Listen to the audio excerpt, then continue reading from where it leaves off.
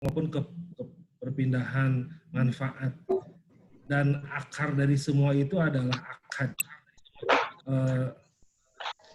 Ketentuan tentang bagaimana aturan yang terkait dengan akad yang kemudian menjadi salah satu dasar dalam pengembangan ekonomi syariah, terutama yang terkait dengan keuangan, menurut Undang-Undang Nomor 21 Tahun 2008 itu menjadi kewenangan Majelis Ulama Indonesia. Dan kemudian Majelis Ulama Indonesia membuat organ yang memang secara khusus berkhidmat untuk menyusun fatwa-fatwa terkait dengan kesyariahan, terkait dengan hukum ekonomi syariah ini. Nah, kemudian saya pikir sungguh tepat sekali kalau pada hari ini telah hadir di tengah-tengah kita Bapak Profesor Dr. Jaih Mubarok yang merupakan salah satu wakil dari Badan Pengurus Harian Dewan Syariah Nasional Majelis Ulama Indonesia yang merupakan salah satu konseptor dari fatwa-fatwa yang sekarang dapat kita jadikan rujukan dalam kegiatan ekonomi syariah, wabil khusus kegiatan perbankan, kegiatan lembaga keuangan. Sudah lebih dari 130 fatwa yang sudah ada. Tentunya fatwa tersebut memiliki karakteristik, memiliki kekhasan dibandingkan fatwa-fatwa yang ada di negara lain. Karena itu, kekhasan ini perlu dipahami bersama-sama supaya kemudian menjadi kekuatan distintif yang dimiliki oleh Indonesia khususnya sebagai sebuah negara berdaulat terkait dengan pemahaman ekonomi syariah khas Indonesia. Substansi, metodologi menerbitkan fatwa juga berbeda dengan negara-negara lain. Dan kemudian tentunya yang akan nampak lebih asyik kalau dinikmati, dilihat adalah bagaimana dinamika dari fatwa itu sendiri. Kemudian substansi, metodologi, dan dinamika itu menjadi tema sentral kita pada kesempatan webinar kali ini. Mudah-mudahan para hadirin bisa menyimak dengan cermat seluruh materi yang tadi disampaikan oleh narasumber, dan kemudian kita akan mendapatkan banyak inspirasi dari pertemuan webinar kali ini. Selanjutnya kami mohon kepada Bapak Rektur Pascasarjana untuk membuka berkesambutan dan membuka acara webinar ini dengan saja mungkin sebagai sambutan dari atas nama penyelenggara program studi Magister Ekonomi Syariah. Wabillahi taufiq wal hidayah. Assalamualaikum warahmatullahi wabarakatuh.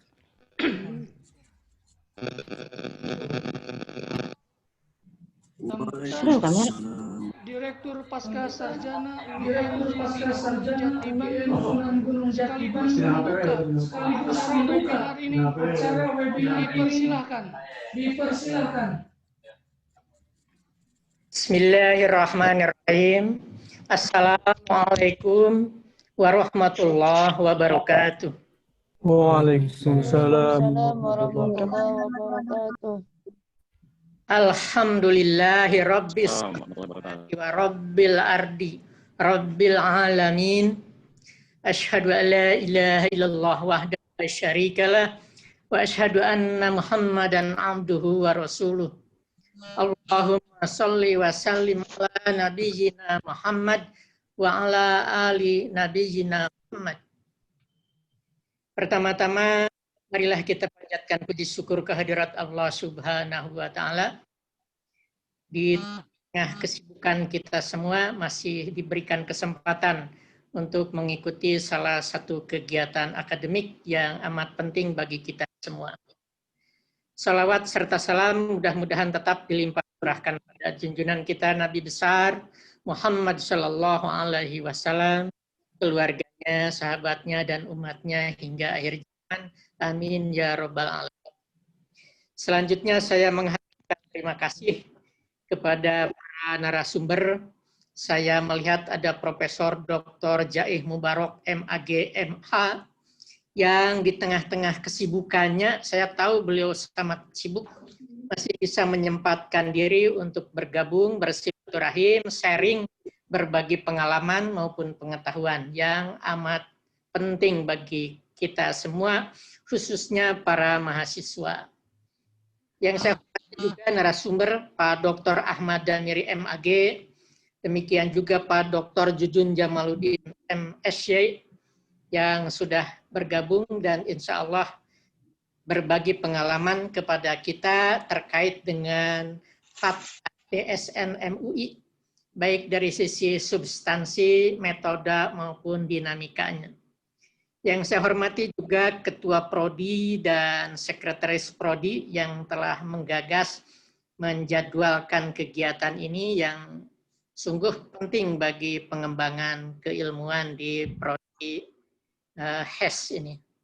Kepada para partisipan, para mahasiswa maupun alumni yang sampai saat ini sudah bergabung 145 peserta, satu jumlah yang tidak mudah untuk dilakukan jika dilakukan secara luring, tapi dengan daring ini alhamdulillah kita semua bisa bergabung dalam waktu yang amat berharga ini. Saya menyambut baik gagasan dan kegiatan yang oleh Prodi yang merupakan bagian dari salah satu kegiatan akademik, bagian dari penciptaan suasana akademik atau atmosfer untuk memberikan wawasan yang lebih luas berkaitan dengan fatwa DSN yang tadi sudah disampaikan oleh Ketua Jurusan, cukup banyak dan kita perlu tahu bagaimana metode dinamikanya. Yang hadir pada kesempatan ini, terutama narasumber, insya Allah akan menyampaikan informasi penting itu bagi kita semua, supaya kita mendapatkan wawasan yang lebih luas tentang DSN, baik substansi metode maupun dinamikanya untuk pengembangan roadmap penelitian kita ke depan. Karena setiap mahasiswa akan ketemu nanti dengan penelitian di semester 3 dan semester 4. Saya menganjurkan untuk memilih salah satu problem terkait dengan fatwa DSN MUI ini. Dijadikan salah satu tema penelitian di masing-masing mahasiswa untuk mengembangkan keilmuan kita dalam prodi masing-masing. Sekali lagi saya menyambut baik dan mengatur terima kasih atas kegiatannya kegiatan ini. Mudah-mudahan menjadi bekal pengembangan kita dalam melakukan penelitian. Saya tidak harus berpanjang kalam karena insya Allah kita akan memperoleh substansi pengetahuan dari para pakar. Saya yang pertama mengaturkan terima kasih, yang kedua juga mendorong para mahasiswa untuk mengikuti secara serius kegiatan ini. Dan yang ketiga,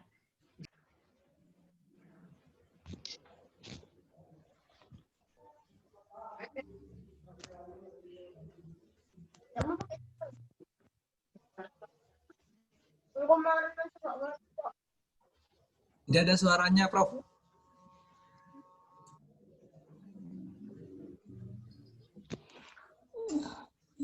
Yud suaranya. Yud. Suaranya Yud.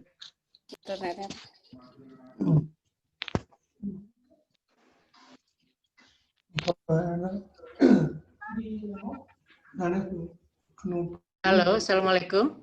Pencet. Apa direktur akhirnya? Waalaikumsalam, Prof. Ya. Nasib dagangnya mau ini masuk ke ini. Sudah bisa masuk suaranya? Ya udah, Prof. Masuk, Prof, masuk. Pak Dadang tolong itunya di-mute, Pak Dadang. Iya. Noise. Berarti yang tadi belum sampai ya? Yang terakhir, Prof. Oh, yang terakhir aja. Iya. Baik. Saya kira yang pertama mengaturkan terima kasih dan penyelenggara, juga kepada para. Kemudian yang kedua, saya mendorong agar diikuti ini dari awal sampai akhir dan meminta memenuhi permintaan panitia. Berikut ini saya akan buka acara webinar ini, tentu saja dengan partisipasi para hadirin semua. Marilah kita buka webinar substansi, metode, dan dinamika fatwa DSN MUI dengan bersama-sama membaca basmalah. Bismillahirrahmanirrahim. Selamat mengikuti webinar. Mudah-mudahan kita bertambah pengetahuan dan pengalaman. Amin. Mohon maaf atas kekurangan. Akhirul kalam. Wassalamualaikum warahmatullahi wabarakatuh. Waalaikumsalam warahmatullahi wabarakatuh. Pembacaan doa kepada yang terhormat Bapak Dr. Muhammad Sar'an MAG dipersilahkan. Assalamualaikum warahmatullahi wabarakatuh. Alhamdulillahirabbil alamin. Ya Rabbana lakal hamdu kama yanbaghi li jalali wajhikal karim wa 'azimi sultanik. Allahumma shalli ala sayyidina Muhammad wa ala ali sayyidina Muhammad kama shallaita ala sayyidina Ibrahim wa ala ali sayyidina Ibrahim. Barik ala sayyidina Muhammad wa ala ali sayyidina Muhammad kama barakta ala sayyidina Ibrahim wa ala ali sayyidina Ibrahim fil alamin innaka Hamidum Majid. Allahumma aftah lana hikmataka وانشر علينا رحمتك من خزائن رحمتك يا أرحم. اللهم انفعنا بما علمتنا وعلمنا ما ينفعنا وزدنا علما. ربنا آتنا في الدنيا حسنة وفي الآخرة حسنة وقنا النار. وصلى الله على محمد وعلى آله وصحبه وسلم. سبحان ربك رب العزة عما يصفون وسلام على المرسلين والحمد لله رب العالمين. Terima kasih. Assalamualaikum warahmatullahi wabarakatuh. Waalaikumsalam warahmatullahi wabarakatuh. Selanjutnya, webinar dengan tema substansi metodologi dan dinamika fatwa DSN MUI bertindak sebagai moderator Bapak Jujun Jamaluddin SHI MESY dipersilakan.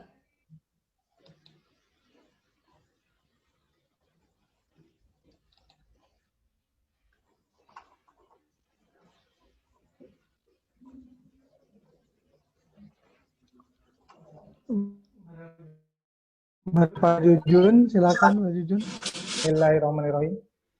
Dengaran? Bismillahirrahmanirrahim. Assalamualaikum warahmatullahi wabarakatuh. Waalaikumsalam. Wassalamualaikum amma ba'du. Alhamdulillah, pada kesempatan kali ini kita bisa laksanakan kegiatan webinar. Itu pada kesempatan kali ini Mukarram yang saya hormati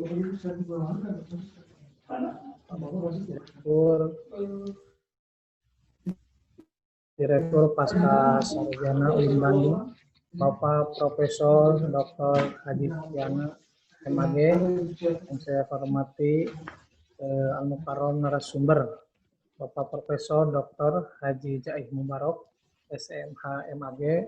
Alhamdulillah pada kesempatan kali ini di tengah-tengah kesibukan bisa berkenan hadir dengan Al-Mukarram yang saya hormati Bapak Dr. Sofyan Halakim sebagai Ketua Prodi Magister Hukum Ekonomi Syariah, yang saya hormati Bapak Dr. Muhammad Sar'an MAG selaku Sekretaris Prodi Magister Hukum Ekonomi Syariah, yang saya hormati Bapak Ibu hadirin yang semoga dimulakan Allah SWT serta para mahasiswa, mahasiswi, khususnya Prodi Hukum Ekonomi Syariah dan umumnya para hadirin yang hadir pada kesempatan kali yang berbahagia. Oke, pertama-tama marilah kita panjatkan puji syukur kita kepada Allah SWT. Alhamdulillah pada kesempatan kali ini kita bisa melaksanakan kegiatan webinar tentu dengan mengharapkan keberkahan dan ridho Allah SWT. Jangan lupa selawat dan salam semoga tercurah limpahkan kepada baginda alam Nabi besar Muhammad sallallahu alaihi wasallam, lalu kepada keluarganya, sahabatnya, sahabat atamin dan semoga kepada kita selaku umat. Amin amin ya Allah ya rabbal alamin. Pertama yang saya ucapkan terima kasih jazakumullah khairan atas kepercayaannya dari Bapak Ketua Prodikes untuk memandu kegiatan webinar kali ini dengan tema substansi, metodologi dan dinamika fatwa DSM MUI. Sebelumnya saya akan membacakan profil narasumber. Nama Profesor Dr. Haji Jaih Mubarok SMK. Beliau adalah guru besar hukum Islam dan dosen di Fakultas Syariah dan Hukum UIN Sunan Gunung Jati Bandung. Kemudian latar belakang pendidikan beliau S1 di Fakultas Syariah IAIN sekarang UIN Bandung dan Fakultas Ekonomi Universitas ARS Internasional yang sekarang namanya Universitas BSI Bandung. Kemudian magisternya S2-nya program studi ilmu agama Islam pada program pasca sarjana IAIN yang sekarang UIN Jakarta dan ilmu hukum sekolah pasca sarjana Universitas Juanda Bogor. Kemudian S3-nya program studi ilmu agama Islam pada program pasca sarjana IAIN atau sekarang UIN Jakarta. Kemudian beliau saat ini aktif di Dewan Syariah Nasional Majelis Ulama Indonesia sebagai badan pelaksana harian dan saat ini diberi amanah sebagai wakil ketua badan pelaksana harian DSM MUI. Kemudian banyak karya yang telah dipublikasikan baik bersifat personal maupun kolektif, diantaranya kompilasi hukum ekonomi syariah atau KHES yang kemudian dikukuhkan dengan peraturan Mahkamah Agung nomor 2 tahun 2008 dan pedoman akad syariah atau PAS yang disusun oleh DSM MUI dan Perhimpunan Baitul Mal wa Tanwil Indonesia. Selain aktif mengajar dan berorganisasi, ia pun aktif berpengalaman melakukan penelitian baik di lingkungan kampus UIN Sunan Gunung Jati Bandung maupun di lingkungan lain, di antaranya di Pusat Penelitian dan Pengembangan Hukum dan Peradilan Mahkamah Agung RI dan Otoritas Jasa Keuangan RI. Ia juga dipercaya membimbing, menguji beberapa tesis mahasiswa, di antaranya di beberapa kampus selain kampusnya di UIN Sunan Gunung Jati Bandung, di antaranya ada di Universitas Borobudur Jakarta, Universitas Pajajaran Bandung, Universitas Juanda Bogor. Itu pemaparan profil singkat narasumber pada kesempatan siang hari ini. Sebelum kita mulai, marilah kita membacakan basmalah bersama-sama. Bismillahirrahmanirrahim.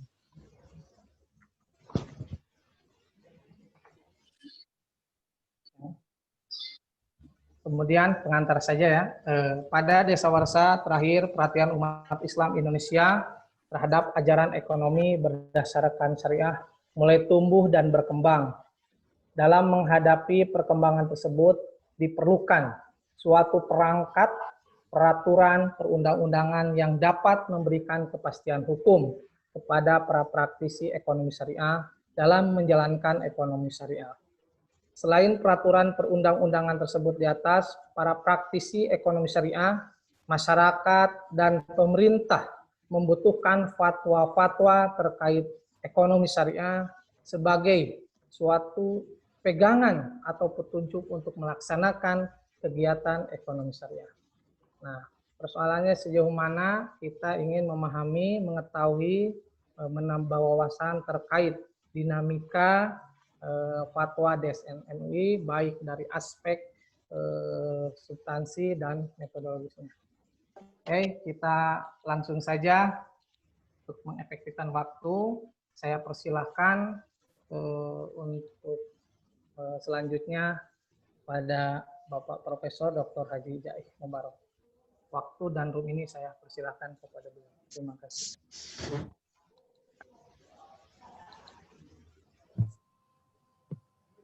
Terima kasih. Assalamualaikum warahmatullahi wabarakatuh. Waalaikumsalam.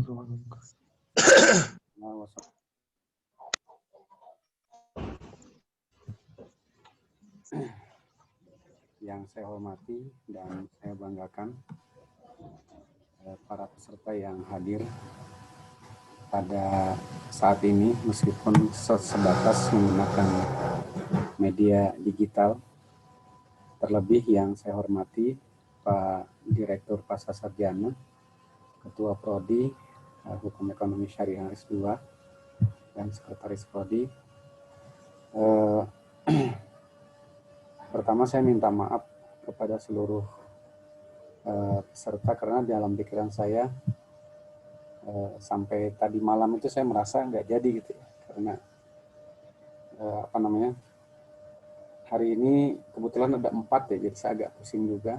Jadi ada untungnya juga hari ini Bandung merah ya, jadi nggak keluar rumah. Jadi ada 2 yang di cancel karena harus hadir secara fisik. Adik-adik sekalian, izinkan saya mungkin membagi bahan dulu ya untuk saya share.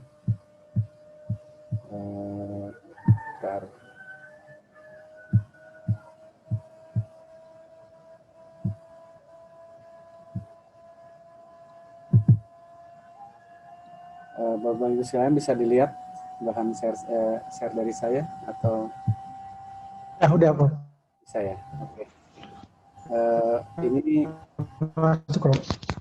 sebagiannya sudah saya sampaikan di beberapa tempat, tapi dalam rangka memenuhi permintaan Pak Sofian sebenarnya, saya coba perbaiki beberapa hal, termasuk juga dari segi judul ya.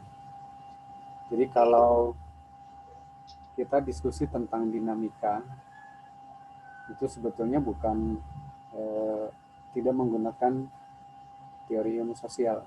Yang aslinya itu sebenarnya dia kalau kita belajar teori dinamika itu lebih kepada ilmu eksakta, lebih tepatnya mungkin ilmu fisika. Jadi bagaimana sebuah pendulum itu bergeser ke kiri dan ke kanan secara teratur, kemudian menghasilkan sesuatu yang dituju. Jadi sebetulnya yang disebut dinamis itu apa? Itu adalah pada saat terjadi responsi antara satu pihak dengan pihak lain. Karena itu saya, Profesor Atta Muzhar misalnya, dia mengatakan bahwa di antara ajaran Islam, dalam hal ini tentu ajaran hukum Islam, yang paling dinamis itu adalah fatwa. Karena fatwa secara prosesual merupakan respon terhadap keadaan nyata, baik ditanyakan oleh pihak mustafti maupun tidak, untuk dicarikan solusinya secara hukum. Gitu. Jadi di antara fikih, fatwa, konon dan qadha itu yang paling dinamis menurut Pak Atta. Profesor Atta maksud saya itu adalah fatwa. Nah, pada siang ini kalau kita bicara dinamika fatwa, tentu apakah kita akan melihat fatwa dari sudut hasanah pemikiran hukum Islam yang terlestarikan dalam berbagai kitab yang dianut oleh berbagai mazhab, yang dilestarikan oleh kekuasaan politik, yang sebetulnya dulu banyak ya karena tidak tergandeng dengan kekuasaan politik.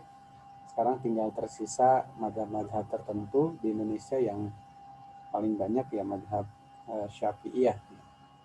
Meskipun sebetulnya kadang-kadang kalau kita baca kitab Syafi'i Imam Syafi'i Al-Um gitu ya, kita itu tidak Syafi'iyah banget karena tadi mungkin ada dinamika internal mengenai hubungan antara Islam dengan kearifan atau tradisi masyarakat setempat, dalam hal ini Indonesia. Nah, secara akademik sebetulnya atau kita belajar ilmu syariah itu dimensinya itu ada dimensi fikih, ada fatwa, ada qanun, ada qada. Ini yang 4 ini dari Pak Atta Muzhar. Tapi yang wasikoh ini saya coba lengkapi dari idenya Pak Atta Muzhar. Kenapa saya menyantumkan wasikoh? Karena ternyata dari sudut perspektif ilmu muamalah maliyah, hukum itu dalam artian konun atau peraturan itu bisa lahir karena dua.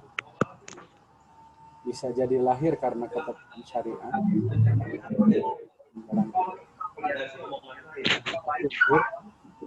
punya sejarah panjang dan besar gitu yang orang lain Saran bisa bantu nggak supaya tidak mengganggu? Tapi cara itu harusnya bisa jadi bahan.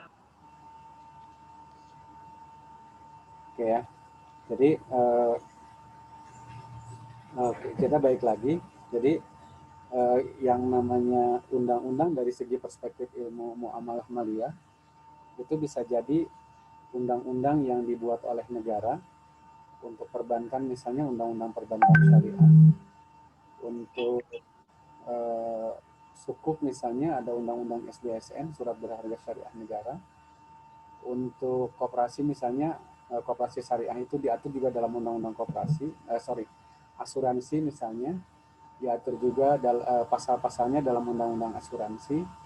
Koperasi sempat diatur dalam peraturan perundang-undangan, tapi kemudian undang-undangnya dicabut oleh MK, dinyatakan tidak berlaku, dan sampai saat ini belum ada undang-undang baru yang meneruskannya. Nah, dari perspektif itu, maka kalau dilihat fatwa DSN ketika mengalir atau diresap di istilah teori ilmu hukumnya namanya diresepsi menjadi peraturan perundang-undangan, maka bisa jadi ada fatwa yang berubah menjadi PBI atau SEBI, ada fatwa yang berubah menjadi POJK, ada fatwa yang berubah menjadi peraturan Menteri Keuangan, dan seterusnya, termasuk fatwa yang berubah menjadi peraturan lembaga penjamin simpanan. Ya, jadi sudah merambah cukup kuat, cukup meluas, sehingga kalau di OJK itu ada 3 departemen, ada 3 bidang, ada bidang pasar modal, maka ada pasar modal syariah, ada perbankan, juga ada perbankan syariah, ada industri keuangan non-bank, juga ada industri keuangan syariah yang non-bank. Nah, itu kira-kira aliran atau resepsi dari fatwa menjadi peraturan perundang-undangan.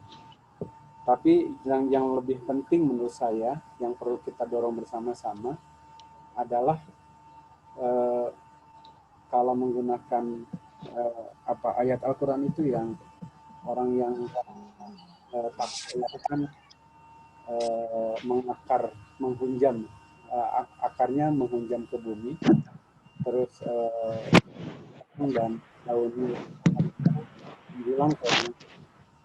Saya mencoba mengibaratkan kalau menjadi peraturan perundang-undangan itu menjulang ke langit sebetulnya, artinya menjadi ditentukan oleh pusat kekuasaan dan sifatnya tidak lagi top down tapi bottom up. Tidak lagi bottom up tapi top down.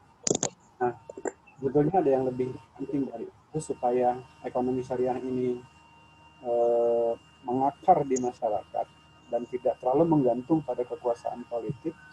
Maka yang sebetulnya yang perlu kita dorong adalah bagaimana masyarakat umum melakukan kontrak-kontrak perjanjian syariah, bukan hanya bank dengan nasabah, tetapi antara masyarakat dengan masyarakat, sehingga itu menjadi sesuatu yang menjadi uruf, menjadi kebiasaan. Dan kalau sudah mengakar di masyarakat, maka ekonomi syariah itu dari sudut praktek, pemahaman, dan seterusnya, kita tidak terlalu menggantung pada kekuasaan politik. Gitu. Artinya politiknya arah kemana, tetapi yang penting bangunan kultural masyarakat kita terkait muamalah maliyah itu sudah kuat. Nah ini mungkin yang perlu kita pikirkan bersama-sama, bekerja sama dengan pihak lain. Kita tahu di kampus itu ada asosiasi yang Pak Yasin itu asosiasi prodi dosen hukum ekonomi syariah misalnya, terus ada asosiasi lain yang Burokah misalnya, dan saya tahu banyak asosiasi-asosiasi yang mungkin bisa kita ajak kerjasama terkait dengan pencerahan kepada publik. Nah, oleh karena itu maka kalau kita bicara fatwa dari sudut implementasi, kita tidak semata-mata berpikir elitis ya ke atas, tetapi juga harus berpikir secara kultural. Maka bagi bapak-bapak yang punya basis pesantren misalnya, majelis taklim dan seterusnya, itu adalah media yang menurut saya insya Allah efektif kalau kita gunakan untuk mendorong tumbuh kembangnya ekonomi syariah setidak-tidaknya dari aspek pemahamannya. Nah, Bapak Ibu sekalian, kalau dilihat bahan tayang di sini, ini sebetulnya hanya pengertian saja, ada fikih, ada fatwa, ada qanun, ada wasikoh, ada kodok. Ini kerangkanya seperti ini. Kemudian kalau dilihat dari segi segi fatwanya, ada ijtihad, ada istinbat, ada fikih, ada kodok, ada nawazil, ada azwibah, ada mustajaddah. Jadi ada sesuatu biasanya yang baru. Nah ini semuanya ada penjelasannya. Ijtihad itu apa, istinbat itu apa, fikih itu apa, qada itu apa, nawazil itu apa. Jadi kejadian-kejadian yang nyata gitu ya. Kemudian azwibah itu apa, dan mustajaddah itu apa gitu. Jadi ada kriterianya. Jadi kalau ada sesuatu yang ditanyakan ke kita yang memang sudah ma'ulima minaddin bidarurah, ya kita tidak perlu berfatwa lagi, cukup menyampaikan apa yang sudah disampaikan oleh ulama sebelumnya. Tetapi kalau memang ada hal-hal yang memang bisa kita diskusikan, baru kita akan membuat fatwa. Itu aturannya seperti itu. Dan kemarin yang terbaru terkait ibadah misalnya, ketika ada pertanyaan ke kita ya di Komisi Fatwa, bagaimana hukumnya azan yang dirubah misalnya, yang diubah dengan bacaan tertentu, tambahan tertentu. Nah itu kan sebetulnya tidak perlu fatwa lagi karena itu sudah jelas-jelas salah dari segi teks hadisnya kan gitu ya. Nah, tetapi kalau misalnya ada pertanyaan apakah badan usaha yang berbadan hukum atau tidak berbadan hukum itu wajib mengeluarkan zakat atau tidak, karena dia sudah wajib mengeluarkan pajak sebagai wajib pajak, tapi apakah juga termasuk wajib zakat? Nah itu mungkin yang akan difatwakan dan didiskusikan. Meskipun diskusi tentang hal ini yang saya tahu sudah 15 tahun yang lalu sampai sekarang ya, terakhir saya ikut di forum Majelis Tarjih juga mentok, tidak ada solusi atau belum ada solusi. Dan ketika saya menghadiri Munas MUI juga ada draft fatwa juga tentang zakat lembaga, itu pun akhirnya tidak dibawa karena tidak ada kata sepakat terkait dengan apakah ketika dihubungkan subjek hukum sebagai khitab yang kena perintah zakat, syaratnya itu kan harus muslim, sementara yang namanya bangsa sudah yang namanya badan hukum itu kan tidak beragama sebetulnya. Jadi itu yang kadang-kadang kita perlu kajian lebih dalam, bukan berarti tidak bisa jadi suatu saat akan ketemu solusi atau penjelasan dari yang lain. Nah, adik-adik sekalian, kalau Bapak-Bapak sekalian, mohon maaf, terkait dengan fatwa ini, ya, fatwa, dia ada orang kasih salam cek resiki. Ada mufti, ada mustafti, ada mustaftafi, dan ada mustaftabih. Itu istilahnya begitu kalau kita menggunakan pendekatan.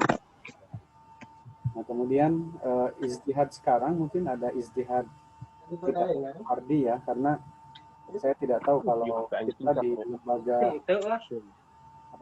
di lembaga atau institusi yang secara otoritatif dianggap berwenang untuk berfatwa, tapi dari sudut para muftinya apakah cukup syarat sebagai mujtahid atau tidak?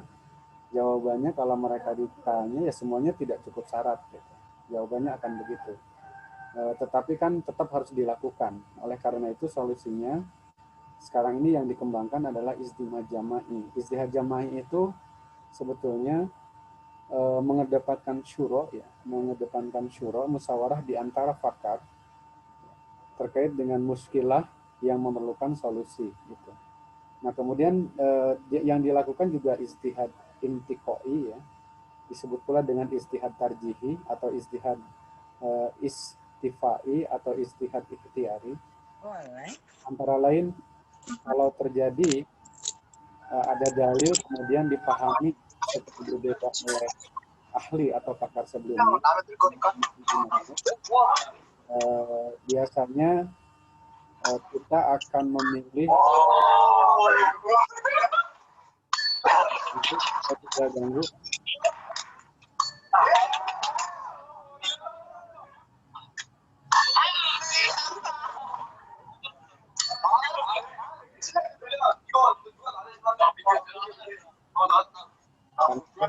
Itu enggak supaya tidak mengganggu suara. Jadi kita dilakukanlah ijtihad jama'i dan lebih fokus mungkin kalau di DSN khusus di bidang ekonomi dan keuangan syariah, meskipun dari segi cakupannya akhirnya juga melebar kemana-mana ya. Artinya sekarang rumah sakit saja sudah ada rumah sakit syariah, sudah berstandar. PLBS juga sudah ada PLB atau MLM syariah, dan yang lainnya. Itu yang menurut saya sekarang memang sudah sudah berkembang sedemikian rupa sehingga yang namanya syariah ini bisa jadi ada di berbagai tempat dan berbagai posisi, meskipun bisa jadi dari segi dari segi kontribusi terhadap ekonomi negara mungkin masih kecil, tetapi itu tetap ada meskipun masih kecil. Nah, dalam di antara kaidah-kaidah yang kita gunakan dalam berfatwa itu, ini saya ambil dari Yusuf Al-Qaradawi, ya. Jadi selalu saja kaidah muamalah itu adalah al-aslu fil asya al-ibahah. Terus at-tahlil wa tahrim al-haqqullah wahdah. Jadi hakikatnya mengharamkan dan menghalalkan itu hanya hak Allah. Makanya kemudian tahrimul halal, at-tahrim alal halal haram, wa tahlil alal haram halal haram gitu. Jadi mengharamkan sesuatu yang boleh adalah haram dan mengharamkan sesuatu yang boleh adalah haram dan menghalalkan sesuatu yang haram juga adalah haram.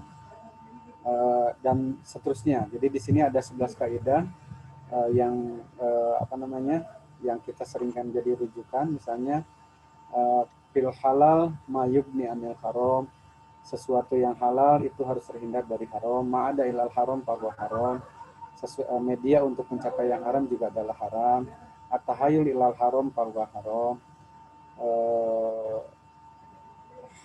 Tahayul itu khelah, ya, khelah itu berputar-putar untuk mendapatkan yang haram juga adalah haram. Niat al-hasanah latu barirul haram, niat yang baik tidak cukup untuk membuat yang haram menjadi halal. Ittiqa'u subhat khasyatul wuqu' fil haram. Jadi yang terbaik adalah meninggalkan sesuatu yang tidak jelas hukumnya karena khawatir jatuh kepada yang haram. Al-haram haramun ala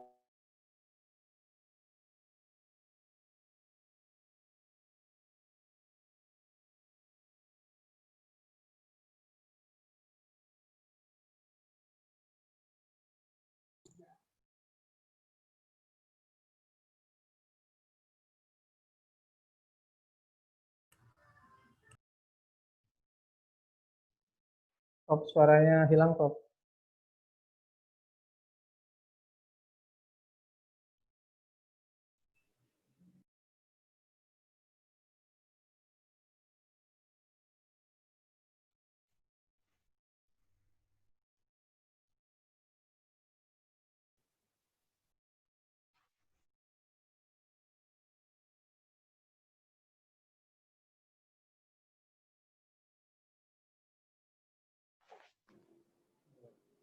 Halo, Prof.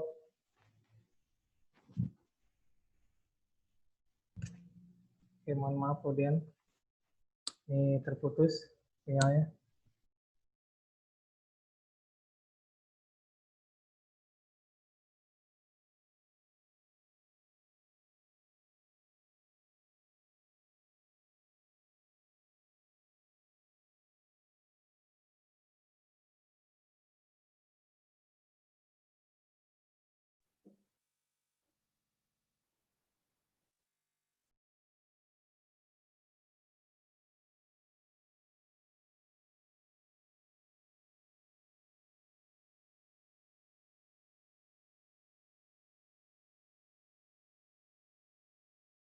Assalamualaikum, Prof.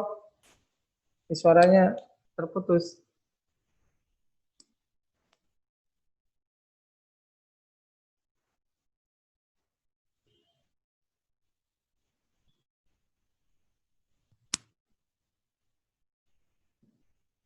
Mohon Bapak Ibu berkenan menunggu sebentar ini.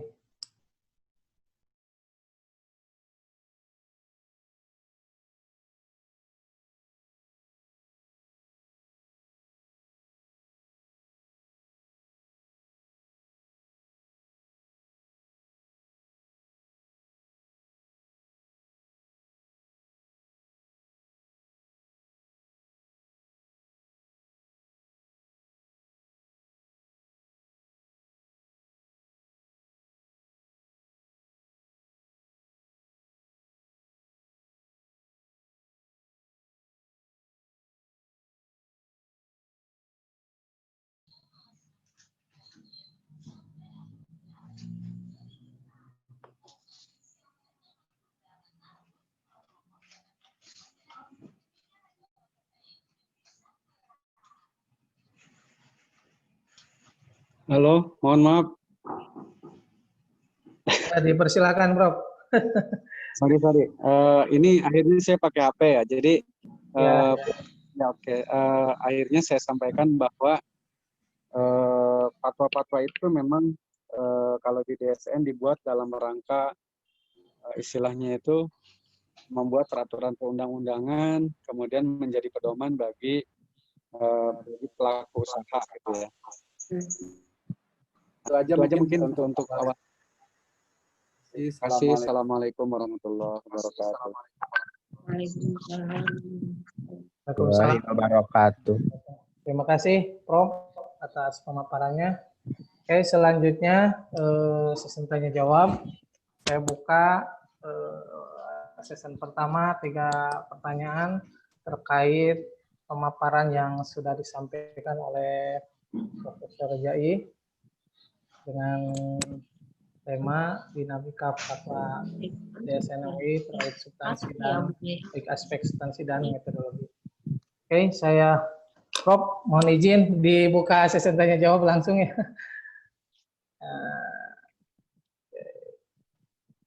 Oke, silakan kepada Bapak, Ibu, mahasiswa, mahasiswi kalau ada hal-hal yang ingin didiskusikan, sharingkan dengan narasumber kita. Adi, Pak. Oke, sebutkan nama, Pak. Nama dari mana, Pak? Nama Adi, mahasiswa Pasca Sarjana Hukum Ekonomi Syariah semester 4. Oke, silakan. Saya tertarik tentang penjelasan Prof yang tadi bilang bahwa diharapkan ke depannya semua orang muslim membuat suatu perjanjian dengan akad-akad syariah. Itu masukannya mungkin kenapa MUI tidak membuat fatwa tentang notaris syariahnya gitu. Soalnya kan notaris sekarang itu satu pemahaman tentang perjanjian syariah kemungkinan masih agak kurang. Yang kedua, sebuah perjanjian baru kuat di depan hukum itu bukannya harus di depan notaris gitu. Makanya itunya bagusnya disiapkan dulu gitu notarisnya. Nanti sambil berjalan edukasi ke masyarakat untuk melakukan semua perjanjian-perjanjian syariah gitu. Yang bikin saya penasaran fatwanya itu gitu. Terima kasih. Oke, terima kasih saudara Adi. Coba hitungan sini. Oke, dilanjut saja. Mohon izin, Prof. Nomor 2, silakan penanya kedua. Ahmadiani, Prof. Ditampung dulu. Berapa? Bentar. Dengan nama siapa? Ya, enggak dong. Silakan. Ada pertanyaan lagi? Nah, ini kan dulu ada sih. Ahmadiani, Pak. Bukan dulu matematika. Suaranya kurang jelas di. Ada?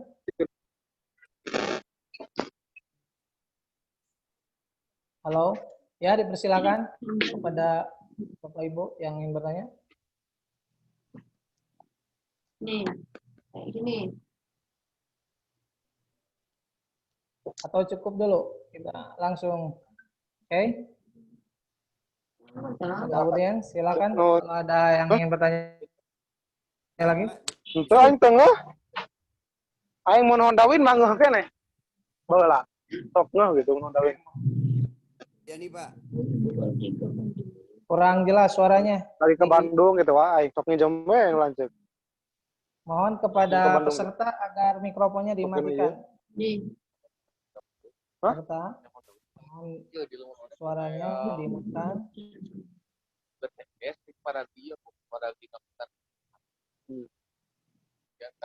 Oke, ada beberapa peserta yang tidak. Mohon dimatikan suaranya, saudara dari Nunung di sini, Mahmud, Ikin ya, dimatikan suaranya ya. Saudara Bapak Ikin Rojikin masih ada.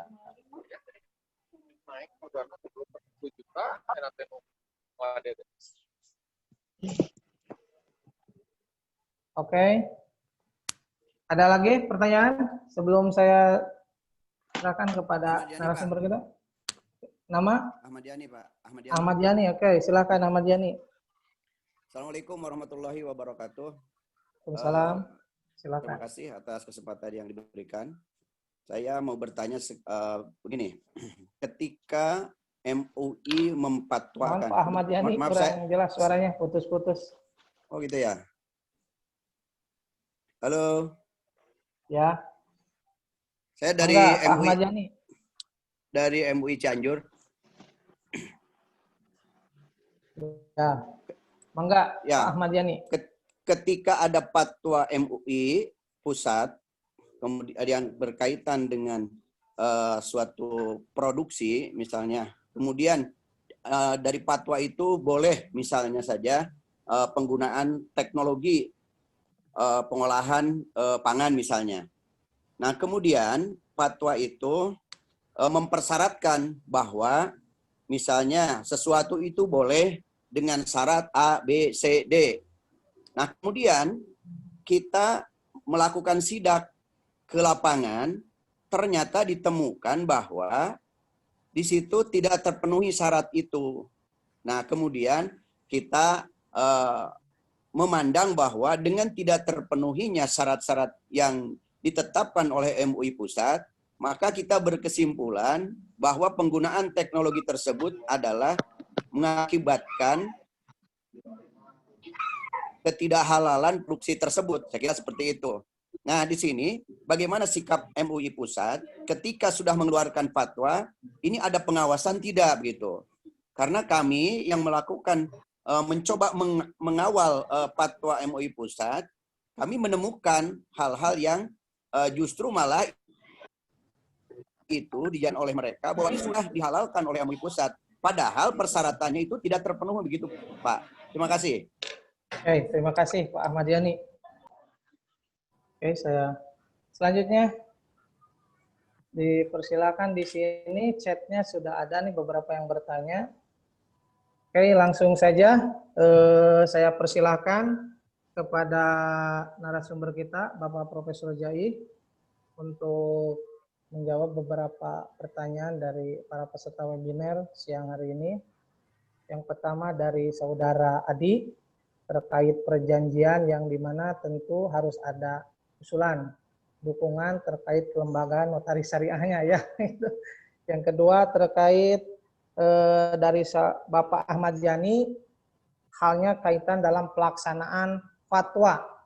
Nah, ini sejauh mana pengawasan dari MUI Pusat terkait fatwa pelaksanaan di lapangannya, yang sebagaimana tadi kasus dari sampaikan dari MUI Cianjur, fatwa teknologi pangan. Tadi kasusnya seperti itu. Mungkin sementara itu dulu, dipersilakan kepada Bapak Profesor. Ya, terima kasih untuk usulan ya agar ada fatwa untuk notaris, atau sebetulnya Bapak sekalian, saya dulu masih ikut ke grup yang itu ada notaris muslim ya yang punya semangat untuk menjalankan syariah. Masih di bawah ini Ikatan Notaris Indonesia. Nah, kemudian ada juga yang di bawah IPAT ya. Ikatan Pejabat Pembuat Akta Tanah, tetapi mereka juga otomatis sebagai notaris juga. Nah, yang saya tahu sih mereka juga melakukan pelatihan secara berkala, meskipun kalau diharapkan pengetahuannya mendalam ya, seperti orang DSN ya saya kira tidak juga ya. Cuma setidak-tidaknya sudah ada ikhtiar dari mereka untuk bisa paham.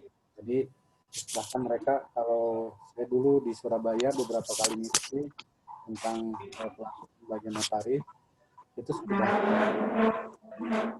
kan kalau terkait dengan fatwa, pelatihan ini bukan yang rutin ya ke DPS, Dewan Pengawas Syariah, tetapi kalau ke pihak-pihak lain ya tetap kita lakukan agar mereka bisa paham ketika menjadi pejabat pembuat akta yang syariah. Nah, tapi kalau misalnya sekarang ini sudah ada kemudian masih salah-salah, saya kira dari segi proses wajar saja ya. Kita juga menjalankan agama kan tidak bisa langsung benar semua. Tetap aja ada salah-salahnya. Baik dari sisi pelaku, penegak hukum, pelengkap dalam arti infrastruktur dan seterusnya. Itu tetap masih ada kekurangan. Yang ya mungkin ya, kalau saya sih, maksud saya Bapak Ibu sekalian, kalau kita ingin menjalankan syariah ya, dalam arti membuat perjanjian sesuai syariah, meskipun di bawah tangan. Jadi kita bisa bayangkan misalnya kalau mereka paham tentang akad pada saat tukang bangunan ya, pemborong misalnya, tukang kuli bangunan berakad dengan orang yang akan bikin rumah, akadnya ijaroh, sehingga secara perlahan-lahan mereka akan ngerti risiko dari akad ijaroh itu apa, akibat hukumnya seperti apa. Itu akan berbeda misalnya dengan jualah. Dengan begitu mereka akan belajar bukan sekedar secara teks sebagaimana kita di kampus, tetapi learning by doing gitu ya. Menurut saya itu harusnya seperti itu. Sebab hari ini kelihatannya pemahaman tentang syirkah, mudorobah, musyarakah, murabahah dan seterusnya itu belum menjadi milik masyarakat. Kalau saya lihat itu masih menjadi milik elit. Seolah-olah masyarakat itu tidak perlu tahu dan tidak akan pernah tahu. Itu kan persoalannya di situ. Nah, padahal sebagai bagian dari ajaran agama, harusnya masyarakat kita didorong untuk mengamalkan itu. Gitu. Kalau menurut saya sih seperti itu. Toh dalam muamalah itu jangan apa istilahnya ya? Kalau muamalah itu kan apa? Sifatnya kan terbuka ya. Jadi mereka bisa melakukan kerjasama dengan siapapun sepanjang tadi tidak melanggar ketentuan syariahnya. Nah, kemudian kalau dari Pak Ahmad Yani, mungkin ini topiknya yang lain ya, bukan topik keuangan syariah. Sementara kalau DSN MUI sebetulnya lebih dibatasi pada persoalan ekonomi dan keuangan syariah. Nah, jadi kalau misalnya Bapak mendapatkan ya, misalnya ada perusahaan yang mendapatkan sertifikat halal, tapi kemudian dibuktikan oleh Bapak bahwa dia tidak memenuhi kriteria sebagaimana seharusnya dalam fatwa, itu dilaporkan saja Pak ke MUI. Sebab setahu saya kalau ini di luar keuangan ya, kalau ada perusahaan yang dapat sertifikat halal, itu manajemennya di internalnya itu ada penanggung jawab halal Pak. Nah, jadi ada halal audit kontrol di internal, dia bertanggung jawab, dan dia biasanya terbuka kalau ada laporan bahwa ini melakukan pelanggaran. Jadi dilaporkan kemudian untuk ditindaklanjuti oleh petugasnya gitu. Dalam hal ini tentu kalau lapornya ke Komisi Fatwa akan menunjukkan kepada petugas yang akan bertanggung jawab. Ya. Karena MUI memang tidak bisa day to day ya, hari tiap hari hadir di situ. Oke, tadi ada respon, silakan. Mohon izin, Prof. Ya, dipersilakan Prof, Pak Ahmad. Ini gini, karena ini mungkin internal kita MUI, jadi saya kalau boleh minta nomor telepon Prof, nanti saya akan komunikasi secara langsung dengan Prof. Ya, mangga Pak, silakan. Nomor izin, saya, Prof. Silakan. Nomor saya dicatat aja Pak, 081 2232 6841. 2232 081, saya ulangi ya Pak ya, 081 2232 6841. 6841. Saya ulangi ya, 081 2232 6841 ya. Oke. Terima kasih Prof. Ya, mangga. Silakan. Baik Prof. Ya. Ya, saya kembalikan Pak Jujun, silakan. Mangga. Ya. Terima kasih Prof. Oke. Selanjutnya saya akan membacakan beberapa pertanyaan di chat. Pak Prof, mohon izin. Mohon izin Prof, ini saya baca beberapa pertanyaan yang melalui chat. Pertama, saya ingin bertanya Prof, sumber hukum Islam yang telah disepakati adalah 4 sumber. Namun masih banyak yang dijadikan sumber hukum selain 4 sumber yang telah disepakati, seperti istihsan, maslahah, dan sebagainya. Dan kenapa dalam fatwa DSN MUI yang telah diterbitkan tidak ada transparansi metode istinbat ahkamnya yang digunakan oleh DSN MUI seperti istihsan, maslahah, dan sebagainya. Mungkin itu pertanyaan pertama, Prof. Pertanyaan kedua, ini mohon izin, Prof. Apakah memungkinkan sebuah proses fatwa DSN yang sedang dibahas dan atau akan diterbitkan diuji publik dulu untuk melihat nilai kemaslahatannya untuk umat? Karena tidak jarang suatu fatwa DSN MUI masih saja ada yang memperdebatkannya. Mungkin itu dulu, Prof. 2 pertanyaan dari peserta webinar melalui via chat. Dipersilakan, Prof.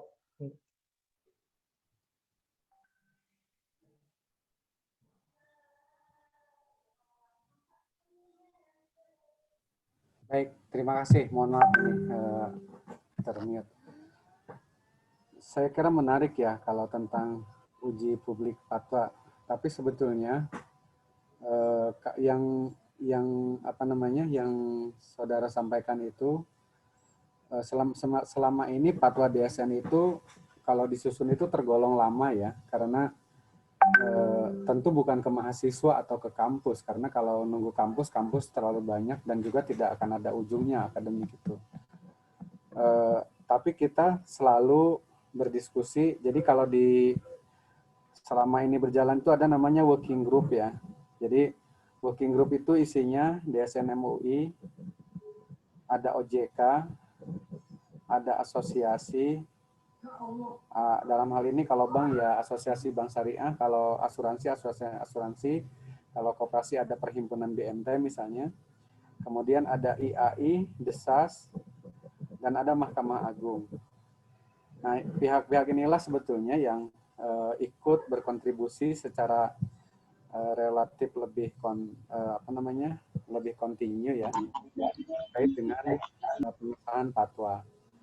Dan kalau misalnya uji publik itu adalah dalam rangka supaya tidak ada yang menentang fatwa, itu sebetulnya sebuah mimpi ya kalau menurut saya itu. Karena dalam ilmu hukum itu pendapat tidak pernah tunggal.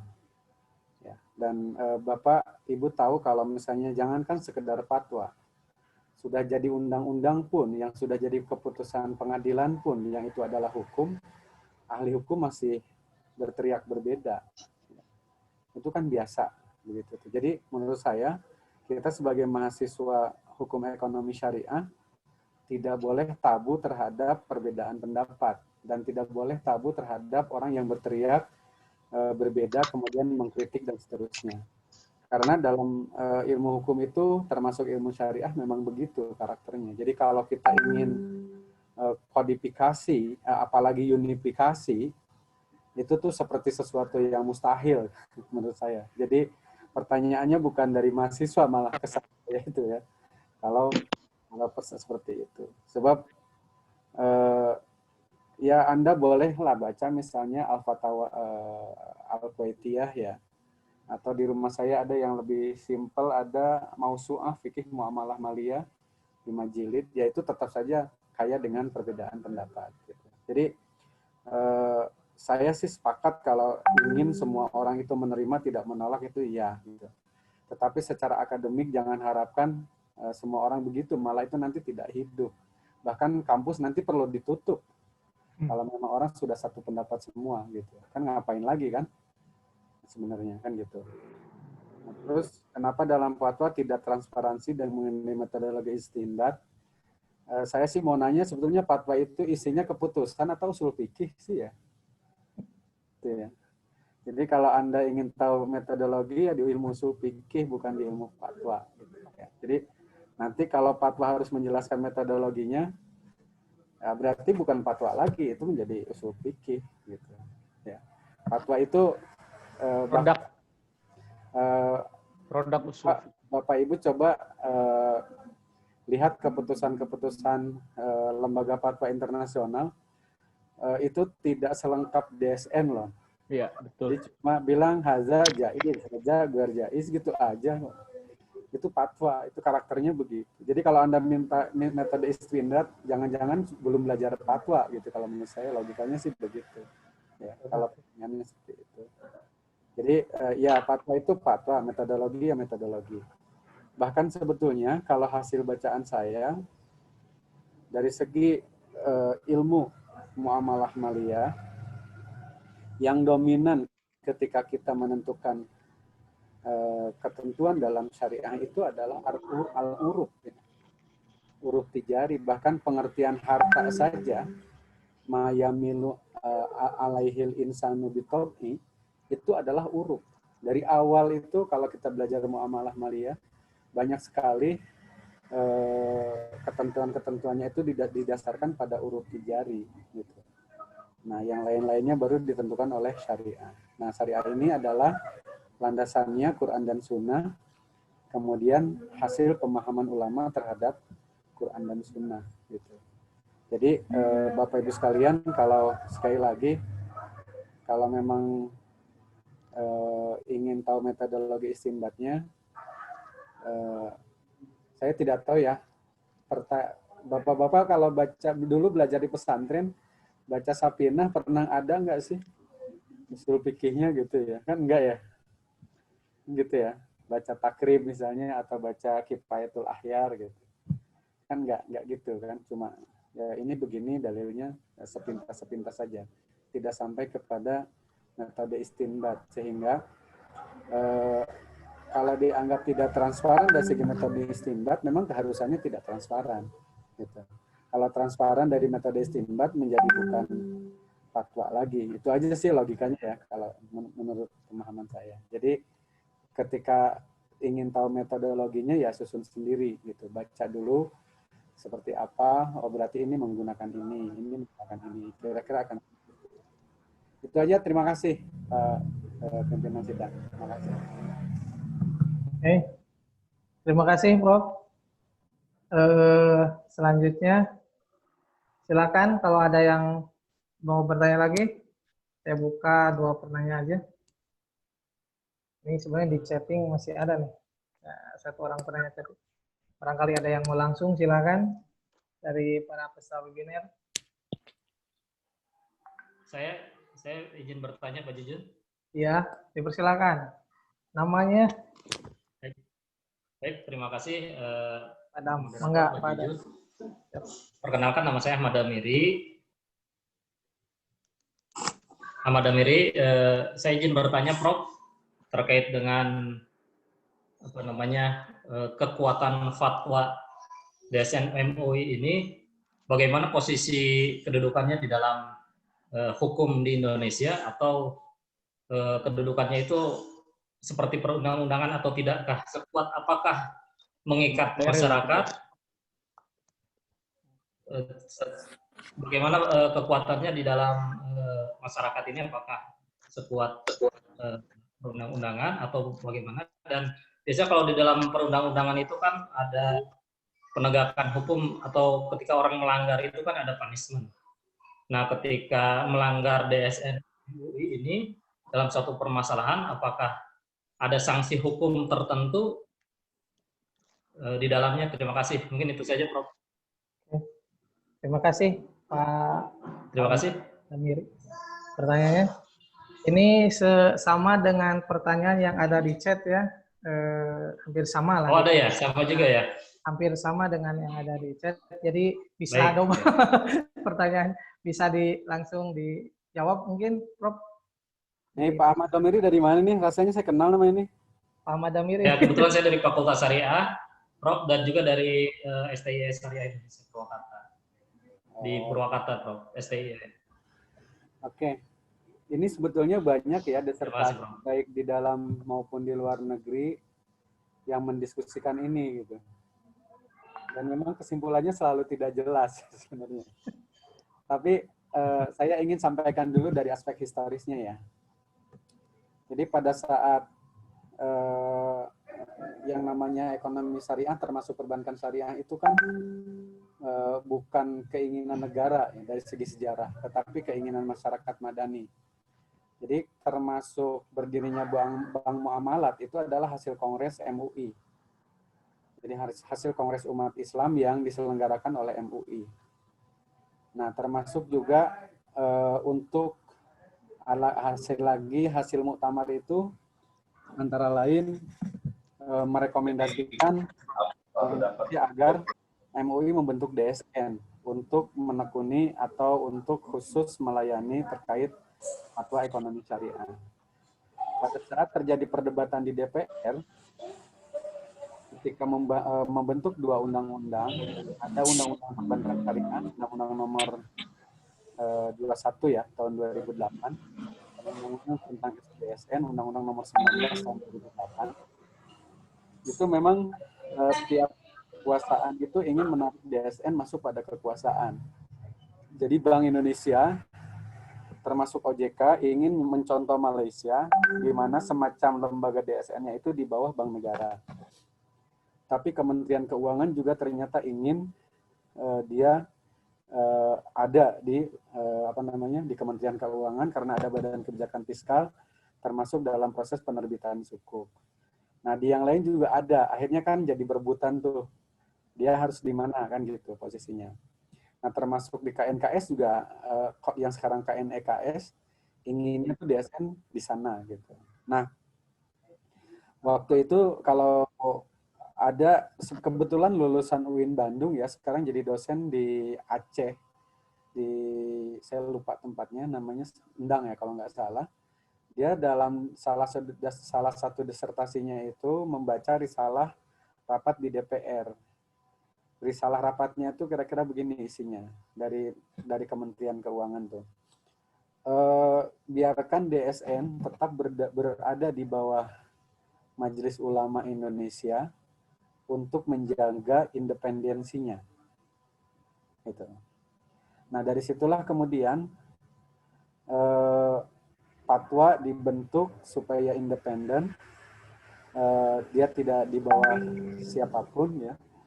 Nah, kemudian setiap fatwa itu nanti akan diresepsi menjadi peraturan perundang-undangan. Jadi ada fatwa yang berubah menjadi peraturan Bank Indonesia atau surat edaran Bank Indonesia. Ada fatwa yang secara substansi berubah menjadi peraturan OJK. Misalnya ada fatwa tentang kodifikasi dan produk keuangan syariah misalnya. Peraturan OJK tentang kodifikasi dan produk ya keuangan syariah. Ada fatwa yang menjadi peraturan menteri dan seterusnya dan seterusnya. Jadi fatwa ini tidak menjadi hukum positif sebenarnya. Tetapi dia akan menjadi hukum positif pada saat sudah diresepsi menjadi peraturan perundang-undangan. Gitu. Oleh karena itu maka sebagai lembaga fatwa, ketika ada yang melanggar fatwa, kita di DSN tidak bisa memberikan sanksi karena ormas kan tidak bisa memberikan sanksi. Kan gitu. Ya, makanya kalau ada bank syariah melanggar syariah, itu akan ditegurnya oleh OJK atas laporan DPS. Gitu, ya. Kalau ada yang lain juga sama seperti itu. Jadi bank syariah DSN itu tidak punya kewenangan memberi sanksi pada saat ada bank misalnya atau perusahaan yang menyalahi syariah. Nah, kalau menurut saya kesalahan itu sebetulnya ada dua. Ada kesalahan karena ketidakpahaman dan ada kesalahan yang memang mereka melanggar. Nah, kalau kesalahan karena ketidakpahaman tentu berlaku prinsip akun dan diberi peringatan. Dan di DSN memang beberapa kali kerjasama dengan OJK kita memberikan surat peringatan beberapa kali ya, termasuk mengundang DPS-nya untuk memberikan penjelasan. Tapi kalau yang memberikan sanksinya itu bukan kita. Saya juga sebagai pengawas syariah, kalau bank syariah sudah dikasih tahu melakukan pelanggaran supaya diperbaiki, tetapi tidak diperbaiki, saya lapor ke OJK. Dan OJK akan turun untuk menindaklanjuti laporan DPS. Itu beberapa kali kejadian begitu. Jadi kita sebagai organ DSN ya tidak bisa memberikan sanksi gitu. Itu sampai di situ aja kekuatan kita. Jadi tidak bisa misalnya kita bilang teriak-teriak banknya harus tutup macam-macam, ya nggak bisa kayak gitu ya. Sebab itu ada otoritasnya. Jadi tentang ditanya sekuat apa, ya fatwa tetap fatwa, bukan peraturan perundang-undangan. Yang punya kekuatan mengikat itu adalah peraturan perundang-undangan, karena pada umumnya fatwa DSN memang diresepsi menjadi peraturan perundang-undangan. Itu aja Pak, terima kasih. Oke.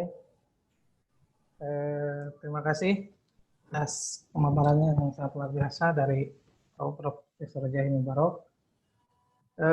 Ini saya tadi ada di chat, cuman sekarang terhapus ya.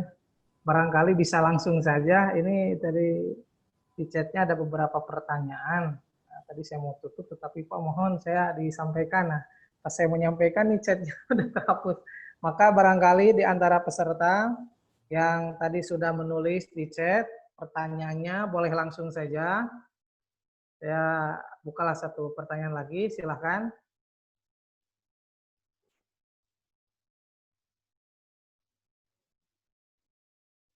Oke, sekali lagi, silakan pada Bapak Ibu yang ingin bertanya lagi.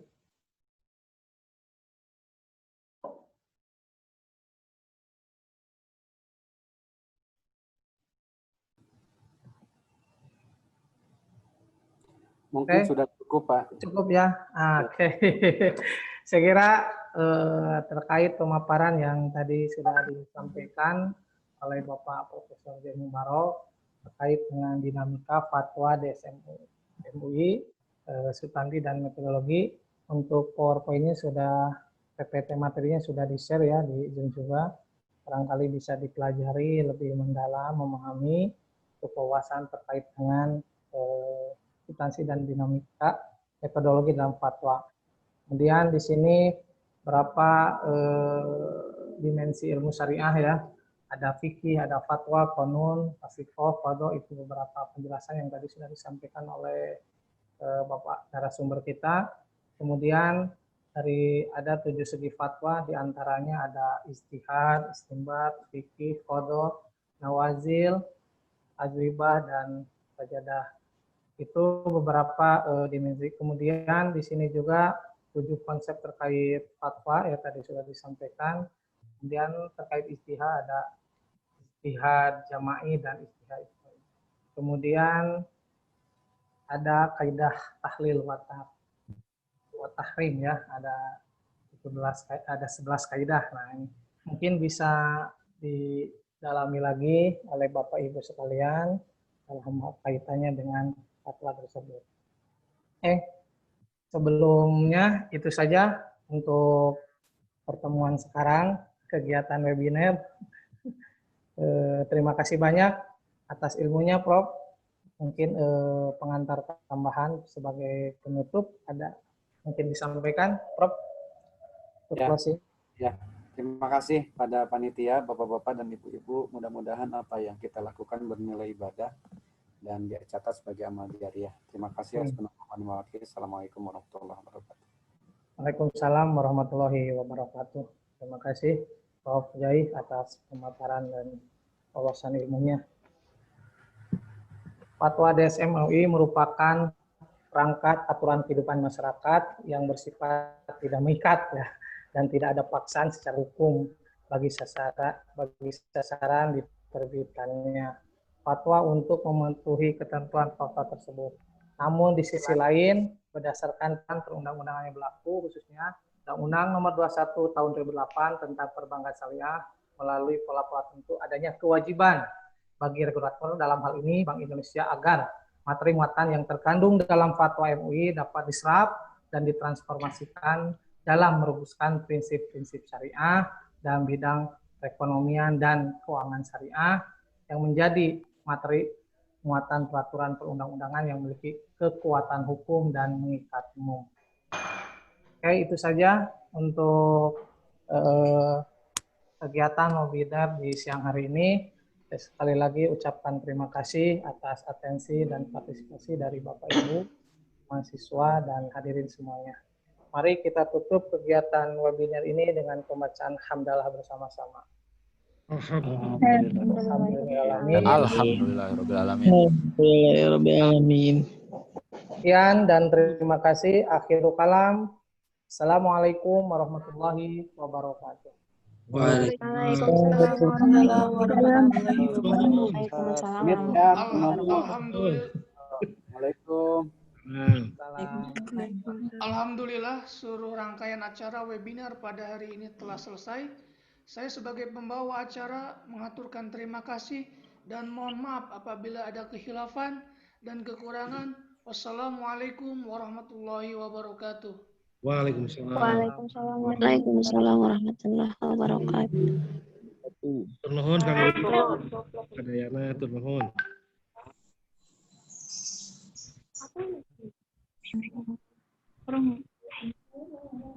Waalaikumsalam warahmatullahi wabarakatuh. Izin keluar dulu, Pak. Waalaikum. Waalaikumsalam. PPT-nya mohon di-share, Pak. Udah. Waalaikumsalam. Udah di chat. Boleh dicek ulang? Di kolom chat coba dicek. Boleh di-share ulang, Pak? Ya. Oh, di-share ulang. Ya. Saya baru gabung. Oh, siap. Ya, makasih.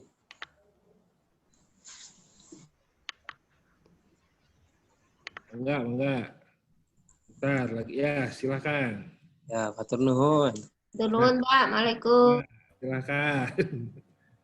Mudah-mudahan bermanfaat. Izin live, Pak. Terima kasih. Assalamualaikum. Nah. Kang Yudi atur nuhun, Pak Sekpro atur nuhun. Ya, sami-sami. Alhamdulillah. Alhamdulillah dari daftar 349 yang bergabung. Terus. Ya Allah, dan semakin 200. Ada matur nuhun.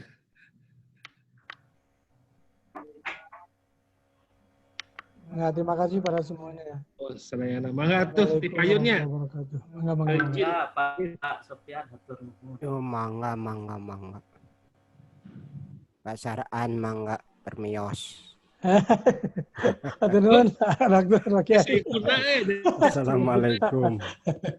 Tehuna karam. Nuhun, aduh. Mangga. Dihadiri kesepuhan. Namina bin 7 atuh da. Namina ya.